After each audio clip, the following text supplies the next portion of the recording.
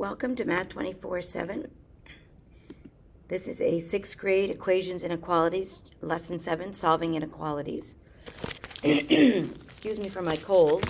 So we're going to talk about inequalities. Inequalities are greater than, less than, or greater than and less than or equal to. So solving one-step inequalities. We've solved one-step equations. Inequalities work the same way, but instead of an equal sign, you have either greater than, less than, or greater than and equal to, or less than and equal to. So, same exact process can be followed. Inequalities can be solved by following the same steps as equations. So, the variable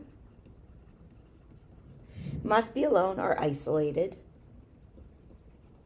on one side of the inequality. We need to isolate the variable by using the inverse or opposite operation. And whatever you do to one side, you must do to the other. And when you multiply or divide by a negative number, this is really important, negative number, the sign is flipped. Okay? Only when you multiply or divide by a negative number. And we'll talk a little bit more about that. All right, so now we're going to solve a couple equations here. So we're going to start out with n plus 5 is less than or equal to 16. So we know that we're going to subtract, let me put my pen over, subtract 5 from each side. Well, those cancel out. And 16 minus 5 is 11.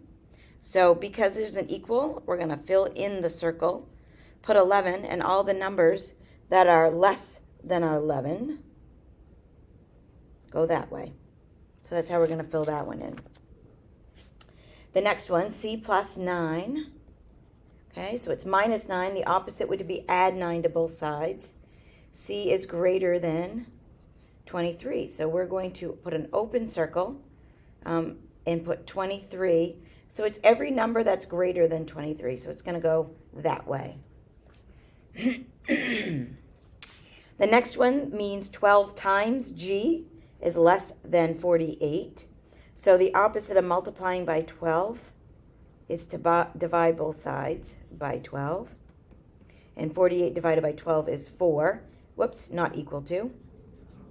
Okay, so it's going to be an open circle. It's going to be 4 on the top, and g is all the numbers less than 4. So all the numbers less than 4 go that way. Next one is 49 is greater than or equal to 7 times g. Again, finding the g, we're isolating it. The opposite of multiplying by 7 is to divide by 7.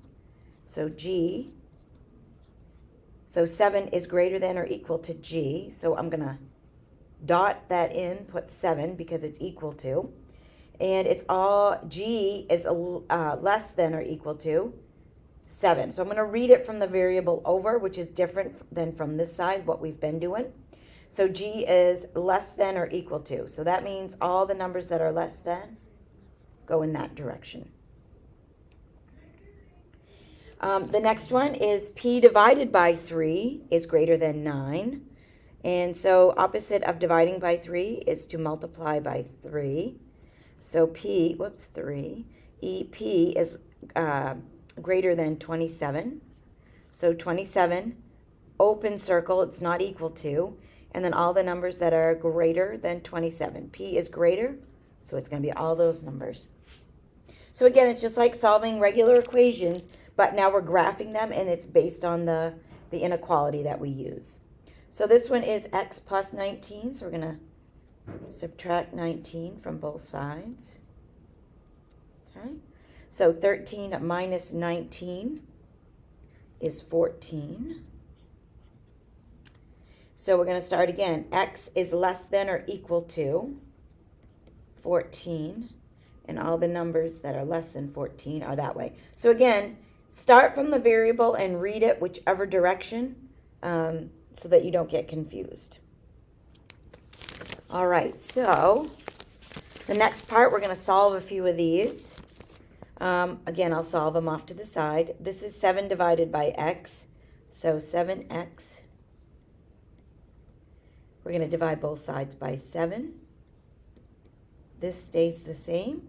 35 divided by 7 is 5. Number 3, x plus 6.8 is greater than 11.2.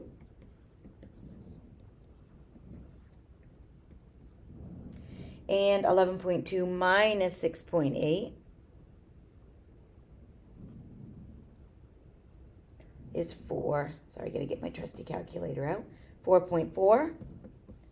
And the last one we're gonna do for today, 16.7 is greater, x minus 5 is greater than 16.7, so we're gonna add 5 to both sides. So we got 21.7. X is greater than. It's not asking us to graph these, but we certainly can if we had the space. So the next one, x plus 14. Again, same thing. X is greater than 2. I was going to skip. Well, I won't skip them. So x minus 3, so we're going to add 3 to both sides. So 11, and the last one, 7 is greater than or equal to 2x. Divide both sides by 2. 3.5 is equal to x. Let's see, here we go. We have, in this one, we're going to times both sides by 3. So we end up with x is greater than 9. We're going to times both sides by 2. So x is less than 7. We're going to minus 11 from each side.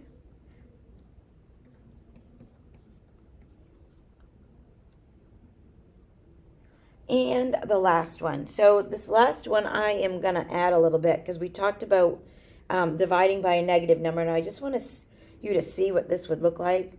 If this was negative 6, so I'm going to put this down here. Okay, so we're dividing by a negative number. So because we're dividing or multiplying, in this case we're dividing by a negative number, that's going to cancel out. Before I do my division, see how this is this way?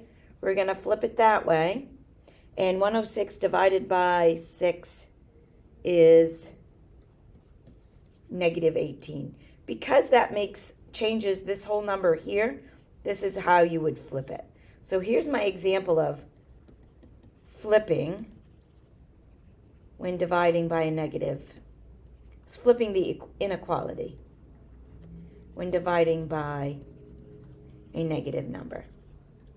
So I just wanted you to see one of those before you have to do one. And the last one, Kevin was asked to place a check mark next to an inequality in which x is equal to 5 is a true statement. So in this case, if we put 5 in, is 25 less than 25? Because what you're doing is 5 times 5. It is not. It's equal to, but it is not greater than. So that's not it. 5 minus 3, so if we put a 5 in there, is 2. Is 2 less than or equal to 8? Yes. Yes, it is. So that one does work. So he is right there. And the next one, we're going to divide both sides by 6. And x is equal to 5. Whoops, is greater than or equal to 5. So that one does work because it has the equal sign. So Kevin is right on these two. Number 1 should not have been checked.